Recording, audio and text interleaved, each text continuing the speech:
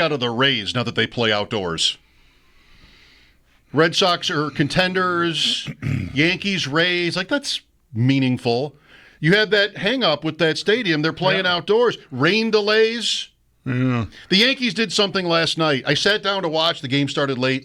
But when they do what they did last night, they lose me quick.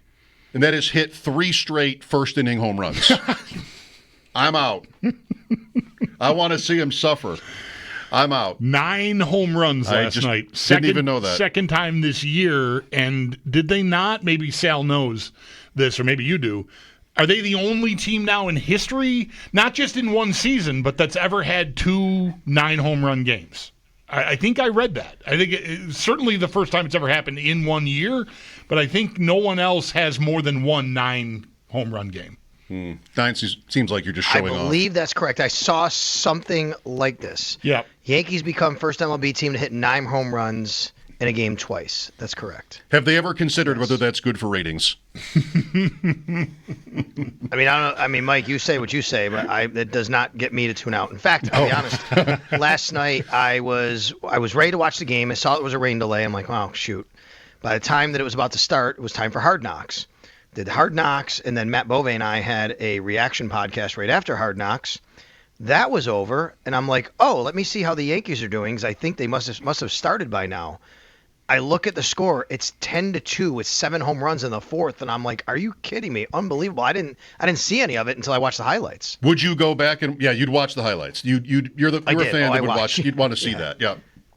I wanted to see all those home runs for sure. It made me feel good. I mean, they need all the wins they can get right now. And, hey, Blue Jays lost today, so Yanks have a chance to creep within 4. I mean, there's still 6 weeks left. You never know. The Yanks had a big lead. They lost it. They have the Red Sox coming up for a big series. So, the way they're playing now, I guess that I'm invested again. Don't go ignoring the Red Sox in between there. The Red Sox are still in second, are they not? Or no. That changed. Oh. They're a couple games behind the Yankees now. I didn't know that changed. Holy cow. Yeah, they lost to Baltimore twice. Oh. Yankees and Red Sox this weekend. Blue Jays are in Miami.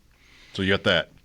Sal, what are the reviews to you that you're hearing on Hard Knocks? Bulldog and I were talking about it. He's watching it, and he thinks the show is sort of not as interesting or maybe at least controversial as it's been. Oh, 100% that's right. I think it's exactly what the Bills want, right? I mean, it's what you aim for if you're any NFL team. You want to keep all of the controversy, drama, whatever word you want to use out of it, and say just focus on the cool storylines and good PR for the team. And you're going to have some cool moments and people are like, oh, that was kind of interesting, right? A couple of guys going at it again with the Chicago Bears, right? Coach swearing at his guys because they didn't do something right. But man, this has been from a Hard Knock standpoint, I think it's been as vanilla as you can get, and I think that's exactly how the Bills want it. I wonder how HBO feels about it. I wonder what sort of reviews it's getting from people that aren't Bills fans, because, I mean, I'm a Bills fan. I'm enjoying watching the show, but it feels very much like a show they could have produced themselves with their embedded series, So I wonder if viewership takes a hit, and I have no idea if it will or if it is, but if HBO will find the whole thing worth continuing to do. Because it's a fight to get a team to want to do it. Teams are exerting control over it. And this sort of happened to the NHL Road to the Winter Classic series. The first couple of those were excellent, and then they got the teeth got taken out of it. And it still was, for a super hockey fan like me, worth watching, but it was not as interesting unless you're a fan of the team that's being featured. I think most people watching would share that sentiment, what you said, and how we felt about it. In fact, I think one of the ways to judge that is we are not seeing anyone actually talk about it or hearing or seeing tweets about it, right? Like the Giants Hard Knocks was, oh my God, every single time you turned around, there was something people were talking about in this big storyline and national media. I mean, we really don't get that at all. For locally, the fans, the Bills fans, Matt and I do the podcast, and there's running comments. This is right after the show. There's running comments, And I think it's pretty much the same, but there are a lot of people going, hey, I've never really watched it, but since the Bills are on, I've watched it. I really like this kind of stuff. And I think that's cool. It is really good insight for a lot of fans who don't normally get the insight and they want to see it. And especially if you've never watched Hard Knocks and you don't really understand what it's about and you're seeing things that maybe you didn't understand what you would see, and that's really cool for you.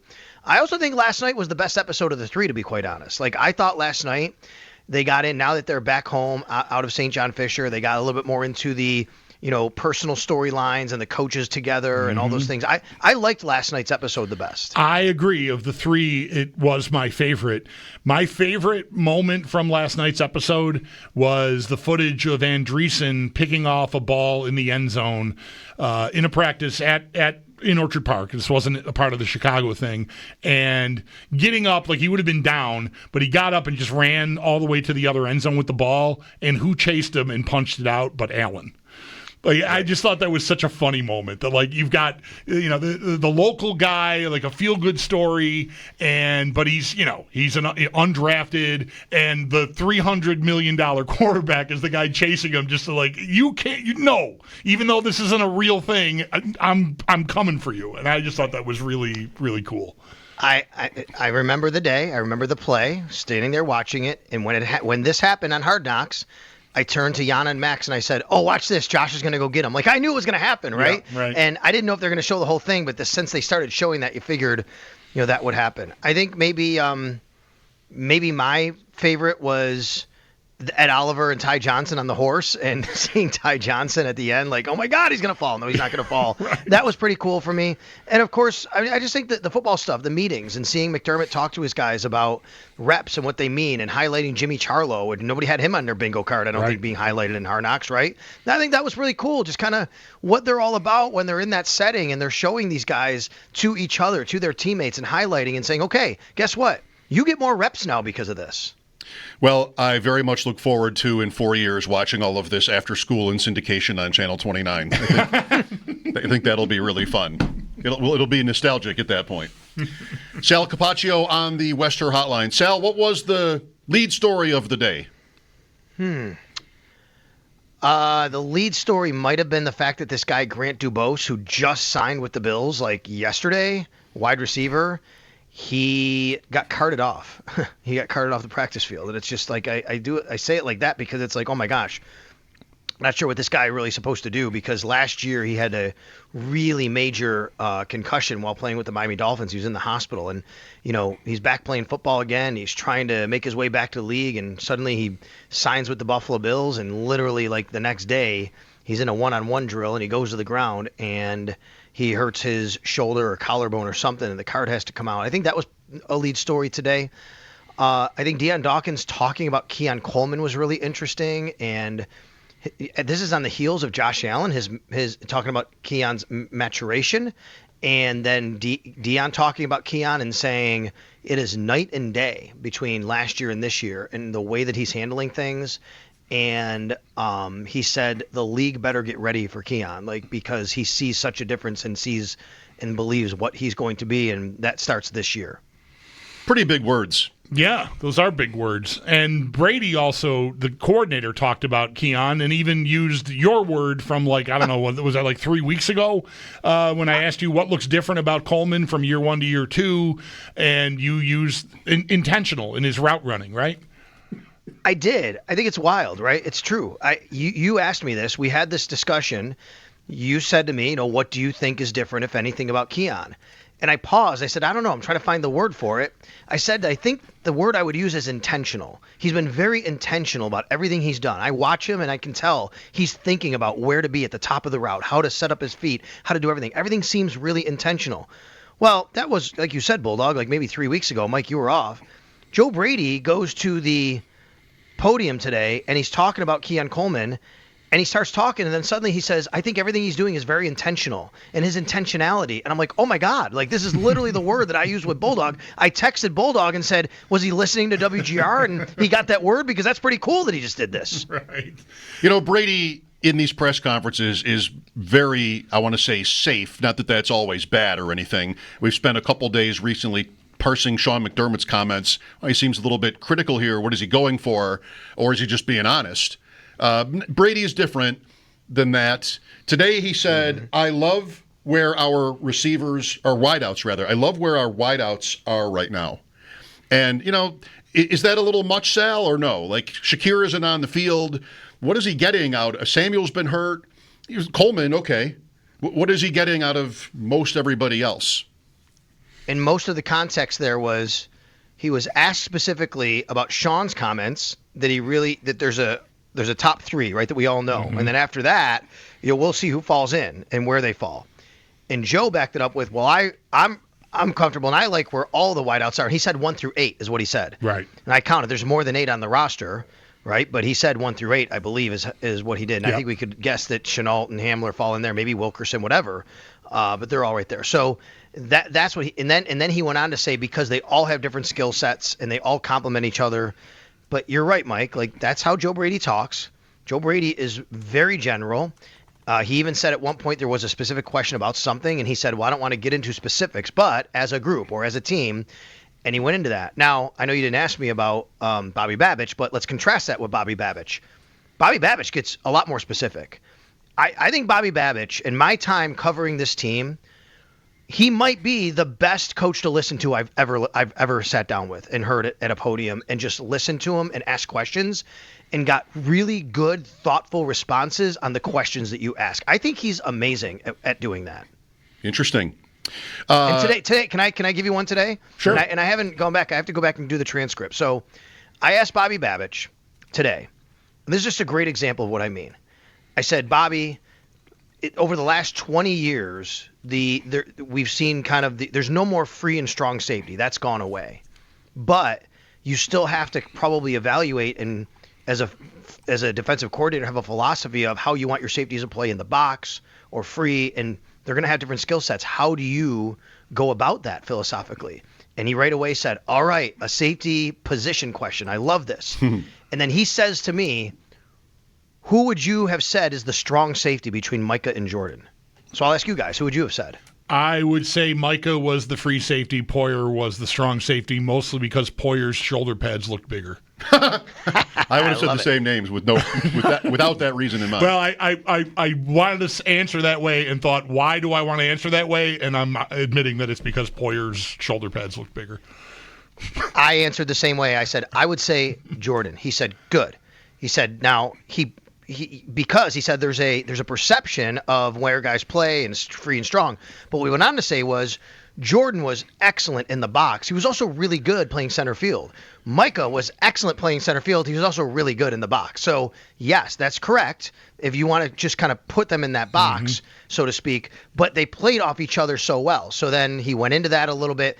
He even talked about the 85 Bears. He came from that system. He talked about the 46 defense, why it's called the 46, because Doug Plank wore number 46, not because of an alignment, right? And because when Doug Plank went from the safety spot into the box, they called it 46 because they were moving him to a different spot on the field. He talked about that a little bit. And then I followed it up by saying, okay, so when you're evaluating your safety, this is, by the way, all on the heels of Cole Bishop. This is why we're talking about this. And I said, so when you're evaluating a safety, what are you looking for then? Like, what's the most important trait? Because you're saying you can't do everything great, but you still want to have these abilities. He said the most important thing for them is to play in space. This game is a game of space now. So you're talking 53 1/3 yards wide of a football field. Those guys have to be able to cover all of that. I just thought it was awesome and interesting. I love it. I appreciate the enthusiasm in your voice. The Dolphins did the same thing, by the way. The 53 was for Bob Matheson, the linebacker that they would use, and it was because of his jersey number. Am I remembering this incorrectly, that Keith McKellar was the reason the K-gun was called the K-gun, not Kelly? Like you'd see K-gun offense and think the quarterback's name begins with K, therefore that's it. But it was sneakily, there's a capital K in McKellar's name, right? M little C big K. That was the K for K-gun. That's a little bit like this. That's kind of cool about. I'd never heard that about the Bears. Yeah, so that's why they're called the 46 defense. It had nothing to do with alignment. There's no 4-6 in there. It's the jersey number. And yes, Keith McKellar. But I really liked him. And Bobby Babich did talk about Cole Bishop today. And I was very encouraged by what he said, which is he did say that Terrell Bernard and Cole Bishops are good comparisons, someone asked, because at the end of going into the second year with Terrell Bernard, there were a lot of questions and about, where is this? Where are we going with middle linebacker? Is he really the guy? There's a lot of work to do. And he said that's actually a fair comparison. And he even said Cole has made progress here since he's been on the field. It's delayed progress, but he really does like the progress that's happening. Yeah, I want to compliment Sneaky Joe from our morning show, Joe DiBiase with Jeremy White, mornings here. Joe dug up a quote from McDermott, because we talked with you and on our show quite a bit yesterday about McDermott, his tone, his word choices, and like what's he going for here, as I can't remember a time where he sounded like this late in the summer, uncertainty. And Joe had a quote. It's not exactly what he said about Bishop the other day, but it was close enough about Bernard. Like we don't know, we're not getting what we need here, or something to that effect about Bernard. And of course, we know he got on the field and was, excellent almost right from the start, even though he missed all of the summer. That's right. And I believe, and I will just give the credit to Uber Hansen on Twitter, who I think actually is the one who put the quote out where Joe found it. So give him credit here. Okay, thank you. Uber Hansen, who found 3 different reporters almost exactly 2 years ago, August 17th of 2023, John Scott, Matty Glab, and Joe Biscaglia all quoting, and basically the quote was, when it comes to the starting middle linebacker job, he said, there's room for improvement, McDermott. That's an area of concern right now. That's exactly what he said. Sal Capaccio on the Wester hotline. Did I read that Dalton Kincaid took a hit today? He was going over the middle. Taylor Rapp came up to make a play on the ball. They collided. Dalton was down for a brief second. He was a little slow to get up. He did get up. He walked over to the sideline. It was towards the end of practice. I watched him closely. He was going to go in. Like, he had his helmet. He wanted to go in the huddle, and then someone else went in, so he didn't go in. So, yes, technically, that is correct. He didn't take another team rep. I also watched him walk into the locker room just like normal, along with Dawson Knox. He seems fine.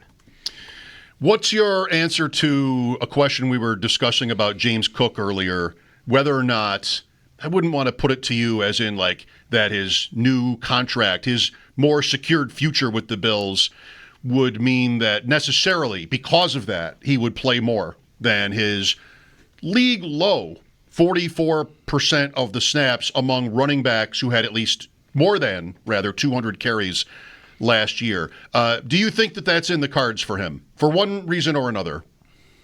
I don't. I mean, it could be. The only way would be because of injury and you're not as comfortable having someone else carry the ball as much, maybe behind him. But I look what they have in that running back room, and that's James Cook, that's Ray Davis, that's Ty Johnson. I think Ty Johnson is an excellent third down back. Josh Allen called him the best third down back in the league. They're going to use him on third downs. I don't think that even if James Cook improves on third down, you might see an uptick there. I don't see it's going to be so drastic that we're going to be talking about this huge snap count increase. So, no, I think James Cook, where he's been, where he was last year, is exactly where they want to be, and that's why they paid him. Let's pay him this money. Let's keep doing what we're doing with him because it works. When you were on the field for Bills Bears, did you watch Tyson Bagent play and think this guy ought to get a $10 million extension within a couple of days? Because that's what happened. No, but I remember watching him in preseason a couple of years ago, I think it was. I remember watching him in another game, or maybe it was the cold game that the Bills played in Chicago, one or the other. And thinking, boy, this guy's got some moxie. Like, I really liked him. Like, the fact that he was out there trying to ball, right, and do everything he could to make plays. Certainly did not think that he'd be signing a pretty decent size extension. I guess you call it decent size, but in this day and age of quarterbacks, you're paying Justin Fields what you're paying him as a number one pick, but it is on a rookie contract. So I guess you could wash that a little bit by paying your backup a little bit. There are clips of him at a press conference reacting to this contract, and he's in tears. He said his father didn't have running water as a child, and he played, Warren Sharp has that he played D2 football in West Virginia, like a very modest amateur career, and now, this is pretty good. Shepherd University, I believe. The Shepherd Rams. I don't know anything about him. It's an easy guy to root for. Yeah. No doubt. That's all there is to it. At $10 million, there are a lot of ways to parse these contracts, but watch out Caleb Williams after that, second pick. Here come the masses. Look out. Footsteps. He paints his nails. Yeah. Pageant wants it more. Nobody defended him when Joey Bosa knocked him over at practice on Friday, right, Sal? Did you see there was a clip of that on Hard Knocks? There was, yeah. And it wasn't that hard, as I thought. I know. But he did get him kind of up in the, a little bit more in the neck area than I thought. Yeah. Anything that we're missing here? There were some roster machinations here, but anything else that we need to know about? Anything really notable?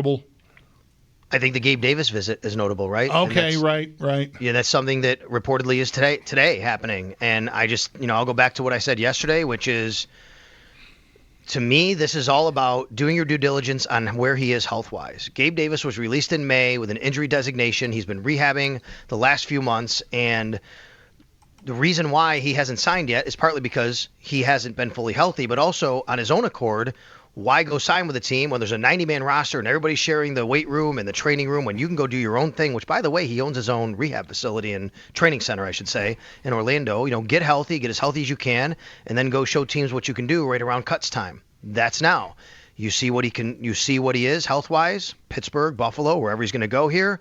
And then, to me, it's, okay, we see where he is. Now, if you think that he can help your team and be healthy, what happens the next 6 days before cuts? Does something else shake free that you like more? Is it Gabe that you want? Do you want to do that before cuts because then you get ahead of it, or do you just wait on it? So I think that's where we're at with all that with Gabe Davis, but I do think it's notable, obviously, that he's visiting, and it's obviously somebody that the Bills are very familiar with. Thank you for this, Sal. We'll talk again soon. All right, you got it. There's Sal Capaccio.